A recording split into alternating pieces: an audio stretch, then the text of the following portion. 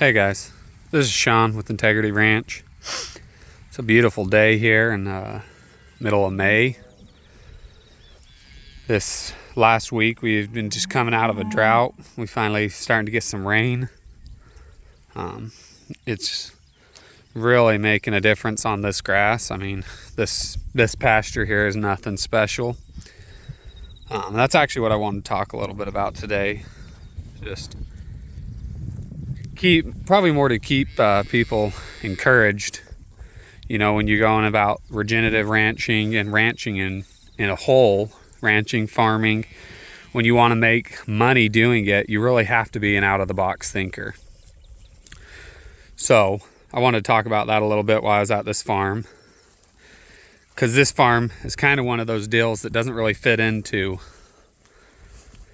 wouldn't fit into most people's programs. There's about 12 acres of open ground here. Pretty much what you see here is what you get. Back around to there. So we are not able to get enough lease ground or own enough ground in one area, so we trailer this herd of cows. It really depends on the time of the year, but about every 25 to 30 days we trailer this herd of cows somewhere. It's not something I recommend, but you know, it's worked for us, and it's the only way we're able to have as many cows as we do, because we don't hardly own any land. The land that we own, we run the sheep and goats on. And so, you know, we're doing something different. Like, I don't know of anyone doing it just how I'm doing it, but it's working, you know. So you really have to be an out-of-the-box thinker. Like this piece, it's 12 acres of open ground, and it doesn't touch, it's a half a mile from anything else I have leased, you know. But because we're trailering, we'll drop the cows here on our way from another farm that's about 5 miles. We trailer them about 5 miles. We'll drop here, and this actually saves us from driving down the county road to the farm down the road about a half a mile or 3/4 of a mile. So really, this farm just makes our trailer ride less, and then from here, we'll open up the back gate and just cattle driving down the road, and it's not a problem. Hussy, get over here. Calves aren't too sure about my dog. Had another calf today. I got to get it tagged after I wrap this video up, but wanted to encourage everyone to, you know, always be thinking out of the box. You know, like Greg Judy, he kind of started a lot of the out of the box thinking for so many people like me. You know, you see his videos, and that's what keeps you motivated about just doing something different. You know, like everyone around me thinks that I'm crazy, you know. I mean, I move my cows, I don't worm. Trailering them around, between my small cows, the small cows, man, that's a big one.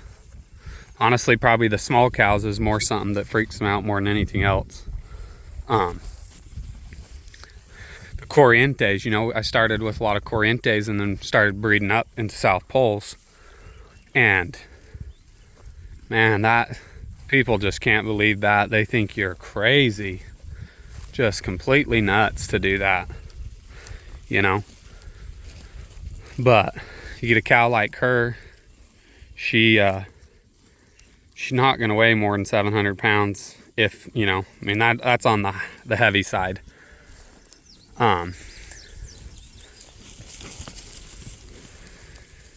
But you know, she'll give you a calf every year, and it'll be a slick calf. If it's a heifer, that heifer's only half Corriente and half South Pole, and man, that makes for a nice heifer. Take all those calves, they're all pretty slick. At least a couple of those are half Corriente. You do, I mean, they're not all the same. You do get some like this. That white gene just came out, you know.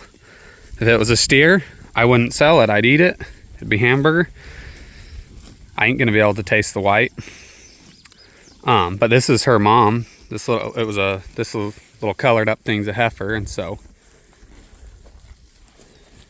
she'll stay in the herd as long as she's gonna do her job. This is her mom. This is a half Angus, half Corriente cow that we've saved back, and she may not be the prettiest, but she hasn't given me one reason to get rid of her. So until she does, just see, just keep them. If it's not broke, don't fix it.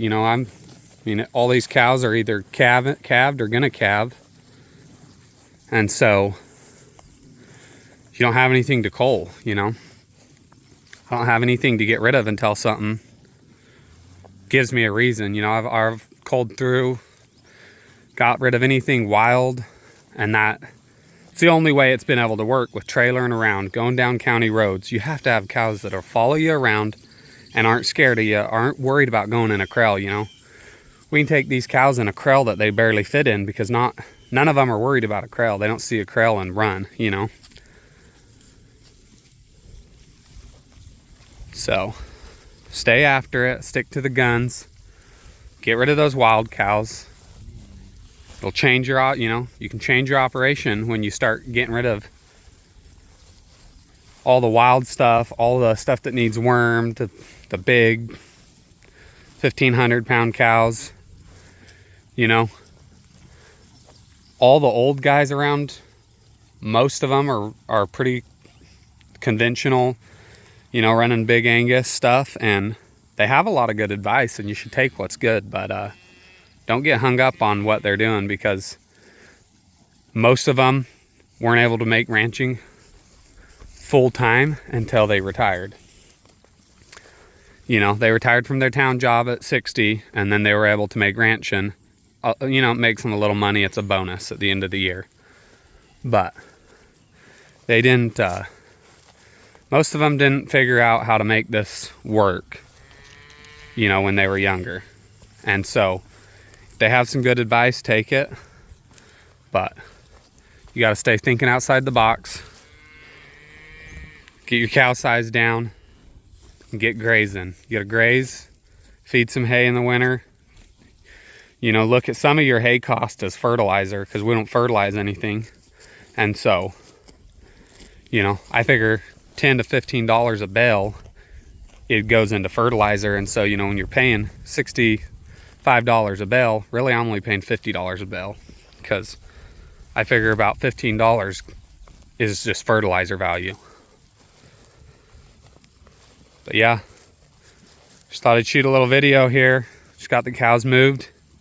It's not the best grass, but this little 12-acre field saves us from feeding quite a bit of hay in the winter. We'll rotate through it a couple times a year and get you that much farther into the winter without any hay, or you can run that many more cows.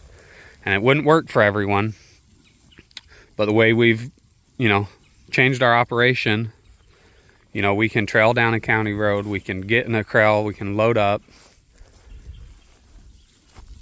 It's given us a lot more opportunity than some people have.